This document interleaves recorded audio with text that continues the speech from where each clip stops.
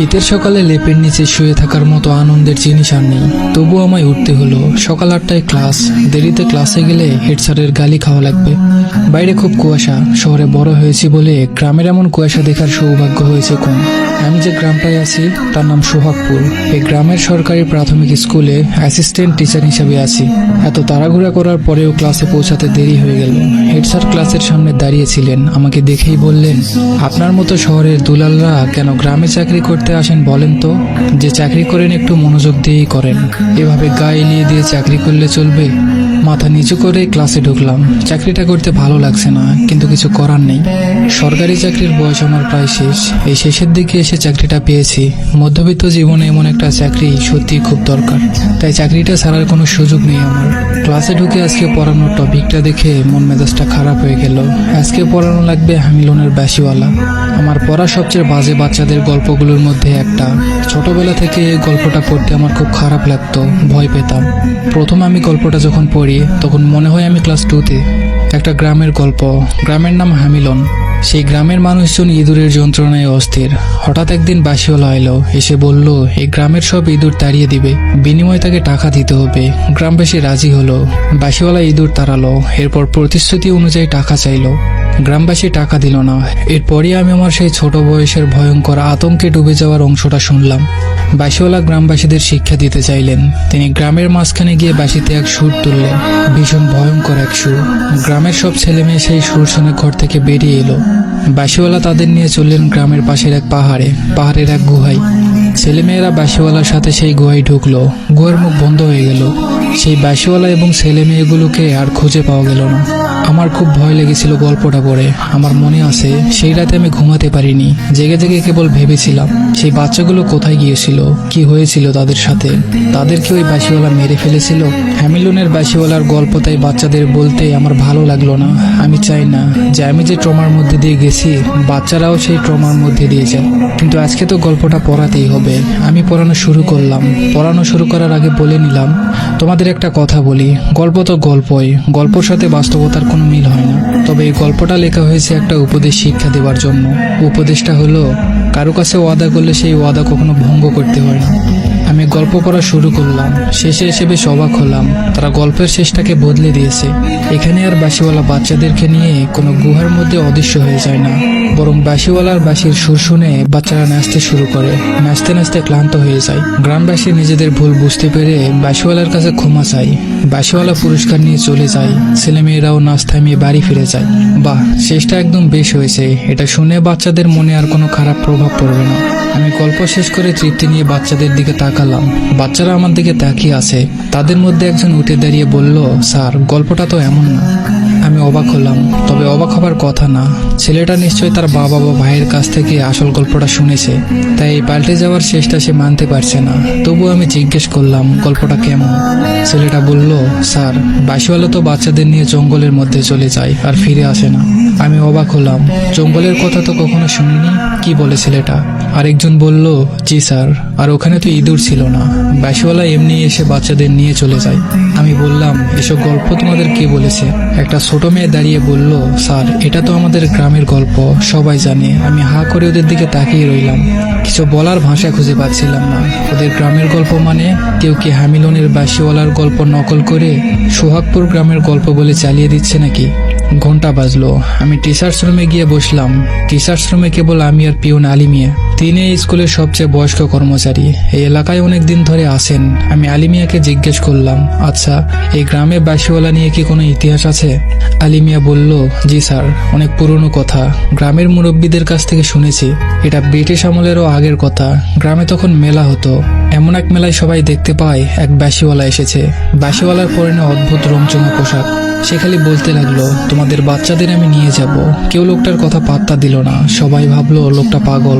এর কিছুদিন পর এক রাতের বেলা সবাই যখন গভীর ঘুমে, তখন হঠাৎ সবার ঘুম ভাঙলো অদ্ভুত এক বাঁশির সুর শুনে। সবাই দরজা খুলে দেখলো সেই বাঁশিওয়ালা বাঁশি বাজাতে বাজাতে গ্রামের মধ্যে দিয়ে হেঁটে যাচ্ছে, আর তার পিছনে পিছনে হেঁটে যাচ্ছে এক ঝাঁক ছেলে মেয়ে। গ্রামের মানুষজন অবাক হয়ে দেখলো তাদের ঘর থেকে বাচ্চারা বেরিয়ে পড়ছে। দরজা লাগিয়েও তাদেরকে আটকানো যাচ্ছে না। সব বাচ্চা বের হয়ে একসাথে বাঁশিওয়ালার পিছু নিল। বাঁশিওয়ালা তাদেরকে নিয়ে যাত্রা করলো বনের দিকে। এই গ্রামের দক্ষিণে তখন একটা ঘন বন ছিল। অনেকেই বলে সেই বনের এক অংশ মিলে গেছে সুন্দরবনের সাথে। বনটাকে সবাই ভয় পেত, রাতে কেউ সেই বনে ঢুকতো না। বাঁশিওয়ালা বাচ্চাদের নিয়ে সেই বনের দিকেই গেলেন। গ্রামের মানুষজন একসাথে বাঁশিওয়ালাকে আটকাতে গেলেন, কিন্তু কোনো এক অদ্ভুত কারণে তারা বাঁশিওয়ালার সামনে যেতে পারছিলেন না। বাঁশিওয়ালা বাচ্চাদের নিয়ে সেই বনের মধ্যে ঢুকে পড়ল। তাকে আর কখনো দেখা যায়নি, বাচ্চাগুলোকে আর পাওয়া যায়নি। আমি জিজ্ঞেস করলাম ঘটনা কি সত্যি? আলিমিয়া হেসে বলল, সত্যি কেন হবে স্যার, এরকম ঘটনা কি সত্যি হয়? এই ঘটনার সাথে গল্পের বইয়ে পড়ে একটা ঘটনার মিল পেয়েছি। আমার মনে হয় ওই গল্প পড়ে কেউ এই গ্রামের নাম নিয়ে এই গল্পটা চালিয়ে দিয়েছে। গ্রামের অশিক্ষিত মানুষজন সেই ঘটনাকেই সত্যি মনে করেছে। বললাম আমারও তাই মনে হয়। আলিমিয়া বলল, তবে স্যার এই গ্রামের দক্ষিণে ওই ঘন বনের কিছু অংশ এখনো আছে। আপনিও মনে হয় দেখেছেন। গ্রামের মানুষজন আশেপাশের সব গাছ কেটে আবাদি জমি বানিয়ে ফেলেছে, শুধু ওই অংশটুকুতে কেউ হাত দেয় না। ওই অংশের কাছে যেতে কেউ সাহস পায় না। সবাই বলে মাঝরাতে ওই অংশের কাছে গেলে নাকি ওরা বাচ্চাদের কান্না শুনতে পায়। আমার গা কেমন যেন শিরশির করে উঠল। জিজ্ঞেস করলাম, সত্যি?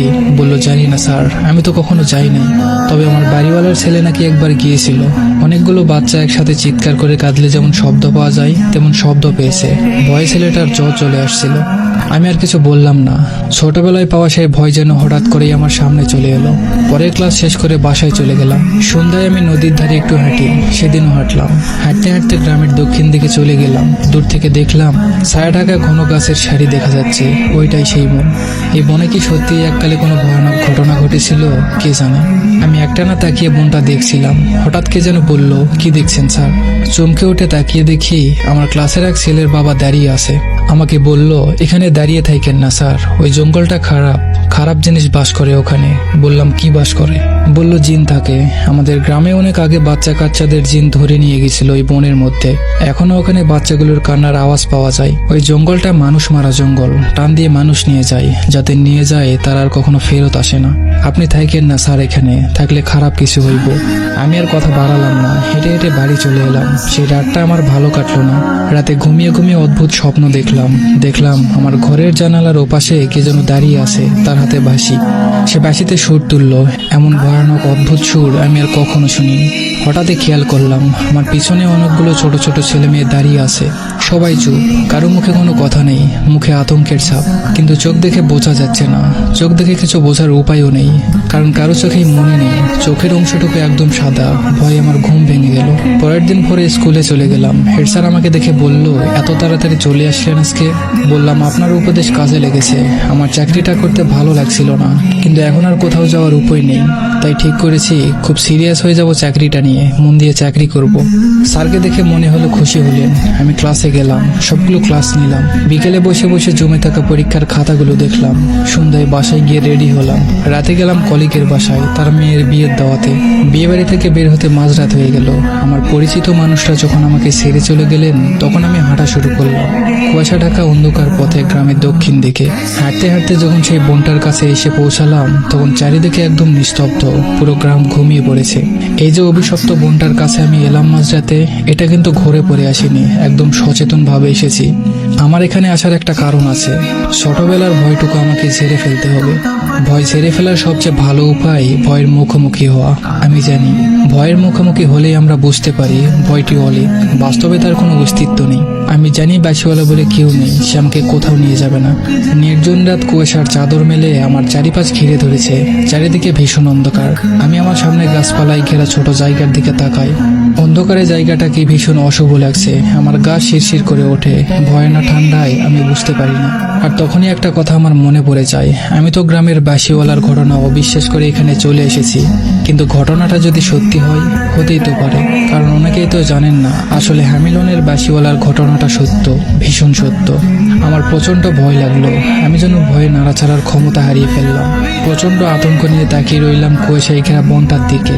বনটা একদম নিস্তব্ধ, কিন্তু এই নিস্তব্ধতার মাঝেও কেমন এক শিউরে ওঠা ভাব রয়েছে, যেন ভয়ঙ্কর কিছু একটা অপেক্ষা করছে বনের ভিতর। আমি প্রচন্ড আতঙ্ক নিয়ে অপেক্ষা করি সেই অজানা অশুভ ভয়ের। হঠাৎ করেই আমার কানে এক বাঁশির সুর ভেসে আসে, এক অজানা মায়াবী সুর। হঠাৎ দেখি অনেকগুলো বাচ্চা কোথা থেকে এসে যেন আমায় গোল করে ঘিরে ধরলো। তাদের চোখে মুড়ি নেই, একদম সাদা, আমাকে বনের ভেতর নিয়ে যেতে যাচ্ছে। আমি ভয়ে কাঁপতে শুরু করলাম। পাশে সেই অদ্ভুত পোশাক পরা বাঁশিওয়ালা বাঁশিতে সুর তুলে যাচ্ছে, আর রাগান্বিত অবস্থায় আমার দিকে তাকিয়ে আছে। তার মুখটা অন্ধকারে ভালো করে দেখা যাচ্ছে না। আমি আর দাঁড়িয়ে থাকতে পারলাম না, জ্ঞান হারিয়ে ফেললাম। জ্ঞান ফিরে নিজেকে হাসপাতালে আবিষ্কার করলাম আমি নাকি 3 দিন বেহুশ ছিলাম। সেদিন ভোরে কয়েকজন কৃষক জমিতে কাজ করতে গিয়ে আমাকে পড়ে থাকতে দেখে আমাকে হসপিটালে নিয়ে যায়। এর পরের দিন আমি স্কুলে গিয়ে সরাসরি রিজাইন লেটার দিয়ে আসি। সবাই খুব অবাক হয়েছিলেন। হেড স্যার ভেবেছিলেন তার বকাঝোকার জন্যই আমি চাকরিটা ছেড়ে দিচ্ছি।